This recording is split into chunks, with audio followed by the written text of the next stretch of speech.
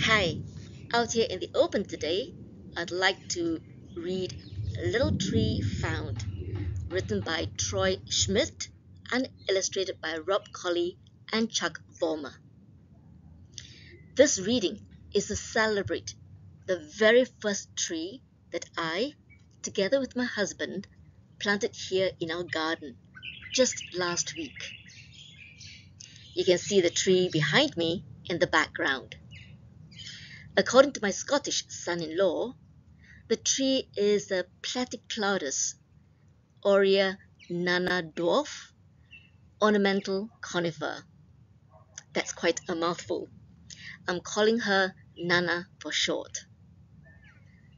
Let me now start my reading.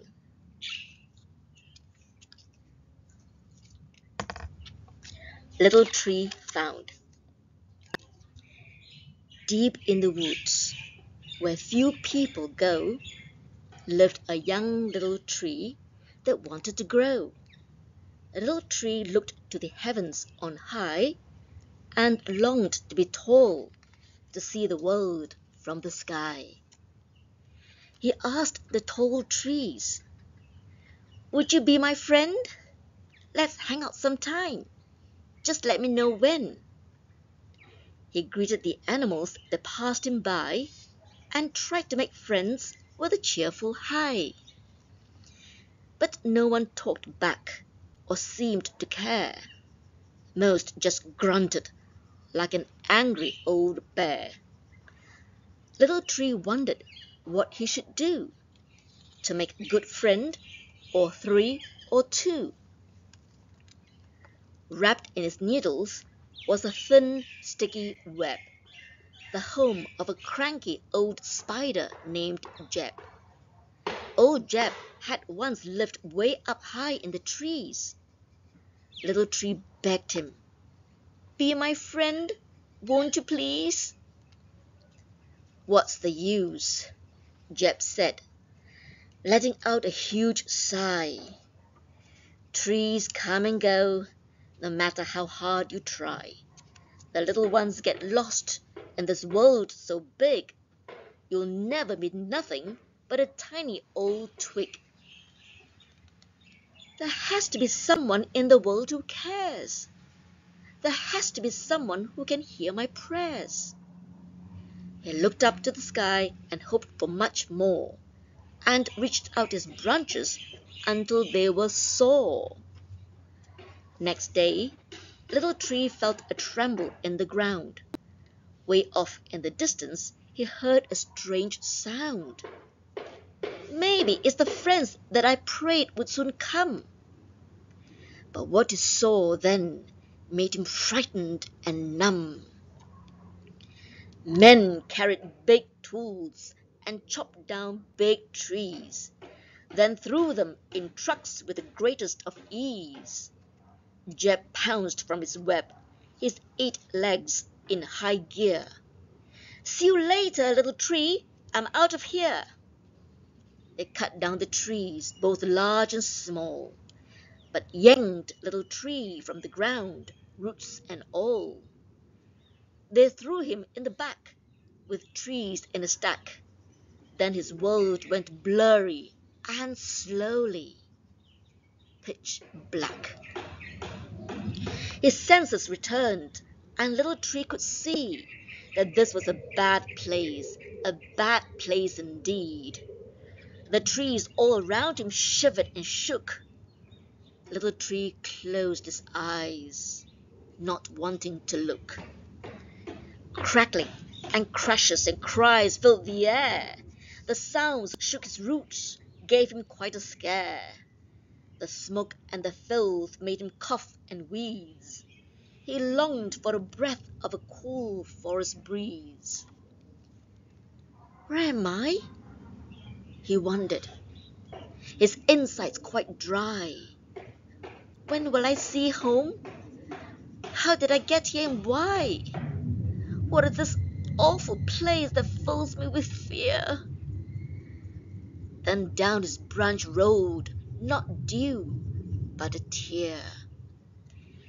Days went on, and Little Tree was alone. as others departed to places unknown.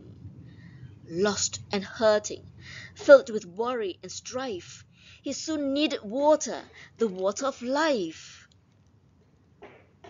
As the night came and the snow began to fall, Little Tree gave up hope he would leave these four walls. His branches were sagging and his trunk had frozen. Time had run out as the doors began closing. Then out of the darkness and into the light stepped two friendly creatures, a most welcomed sight. One was the father, and the other his son, but they walked together as if they were one.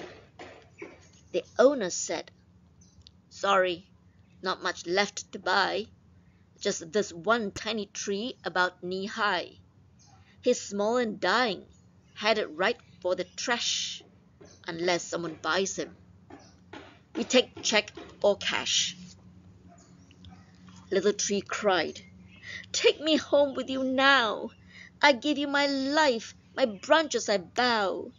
There's nothing I can do to save me from death. I give you my all with my last dying breath." The son paused a moment, then knew what to do. "Let's take him home and make him shiny and new, for this small Christmas tree feels quite sad and lost. But I'll pay the price, no matter what the cost." Christmas, the tree thought, I've not heard of before, but it will be a time that I love and adore, for I've been rescued from dying and death, and given a new life, a new chance, new breath. The sound of singing and the ring of bells told the waking little tree that all was well. His branches now sparkled with lights white and bright, while the living water helped him reach new heights. Little Tree no longer wanted to cry. He knew while he lived here he never would die. He now had a family of sisters and brothers, in a field of gold with room for many others. The story does not end for our little tree. He grew in a place where he always felt free. For once he was lost, and now he is found.